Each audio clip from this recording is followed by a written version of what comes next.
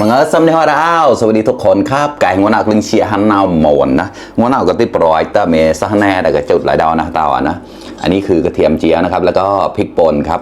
วันนี้กินขนมจีนน้ำยาหยวกกล้วยครับน้ำยาหมอนนะครับมากินด้วยกันเลยครับวันนี้เครื่องปรุงต่างๆไม่ได้เอามาเลยครับใส่มาในนี้ทีเดียวไปเลยครับเพราะว่าต้องยกมาข้างบนใช่ไหมมันก็เลยลำบากนิดนึงโอเคแล้วก็มีผักตามนี้เลยครับสะระแหน่แล้วก็ผักชีถั่วฝักยาวนะครับเบาอ่ะนะนำจีแย้ตาตินำผักชีเนี่ยนะโอเคเพิ่งเชียร์ก็มือจ่อดาวตอนนู้นแล้ววิเชียตีพันเดอร์หลายเดอร์แชร์กันมาตอนนะเลยเพิ่งสมฮอดก็ตังเก่านกๆแล้วนะฝากกดไลค์กดแชร์ด้วยนะครับเพื่อนๆหมากขนมจีนน้ำยาหยวกกล้วยครับแล้วก็ใส่ไข่ด้วยครับได้ไข่มา2 ฟองครับมันซะไม่จ่ายเดี๋ยวแต่นะเชียร์เลยนะอย่างก็ตีแพกและตอมและจุดมีเนี่ยตอบักได้เชียร์กันแล้วนะมันน่าเชียร์ก็ตอหนุ่มแชร์ก็ตีไปแล้วก็หอมแล้วตีจุดนั้นอันนั้นมาทงเมอแต่ซ้ำเจ้าอันตอฮาลามเนี่ยนะเชียร์ก็ตอเลยดึกตาทางแดนจะทงเมออย่างนี้หรอนี่ตักใส่เลยครับ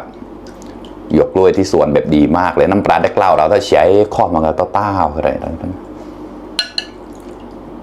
โอ้ยได้เก่ามาต่ออย่างไรท่ะหมูหอมมากนี่ไข่วันนี้ไม่ได้ใช้ช้อนนะครับแต่ก็เอามาเพื่อจะได้สดน้ำนะเกล็ดโซดสีดาเดี๋ยวเลยเกล็ดยังไงใช้ถุงมือนะครับซึ่งโจกระเต้าหลังแกล้วแต่เราได้ยังครับมาเก้าเท่านะกาให้กว่าให้เก็บตายได้กลับพาวินงมาคอมากระทะนั่นเยอะปล่อยได้มาเลย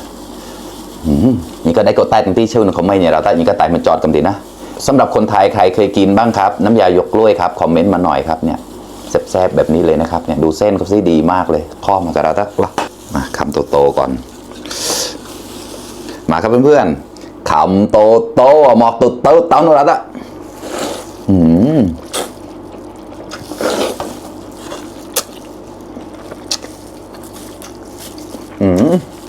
ข้อ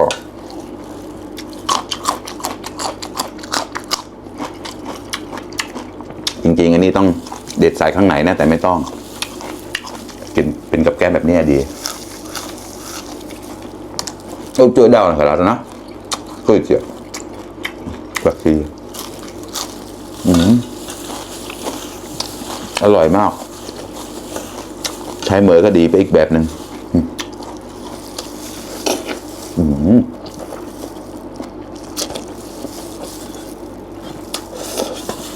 หยวกกล้วยหรือว่าต้นกล้วยเนี่ยนุ่มมากเลย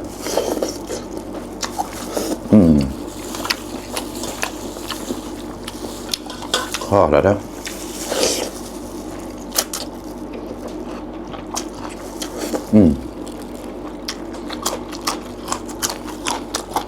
ใช้มือก็ได้ฟีลแบบนึงครับ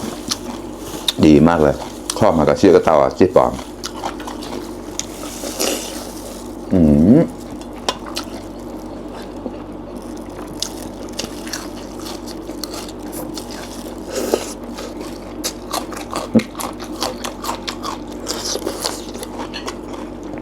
สดไปเนี่ย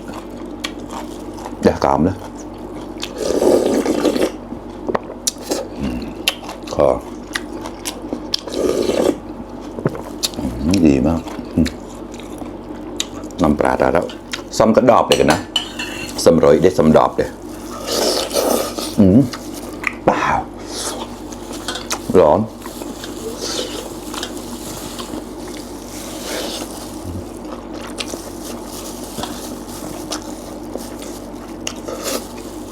อร่อยมาก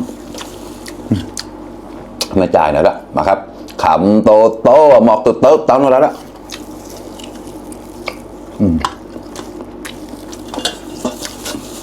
ดีเลย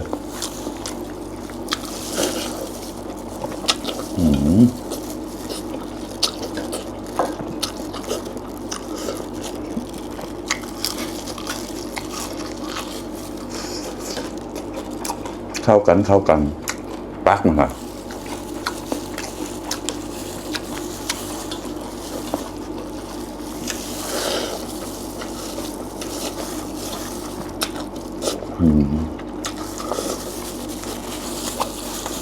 ขอแล้วได้มันจะมือเชียร์ปอนนี่ก็ต้องเชียร์น้ำกับมันจอนะมากินขนมจีนด้วยกันครับเพื่อนๆมาครับอร่อยมาก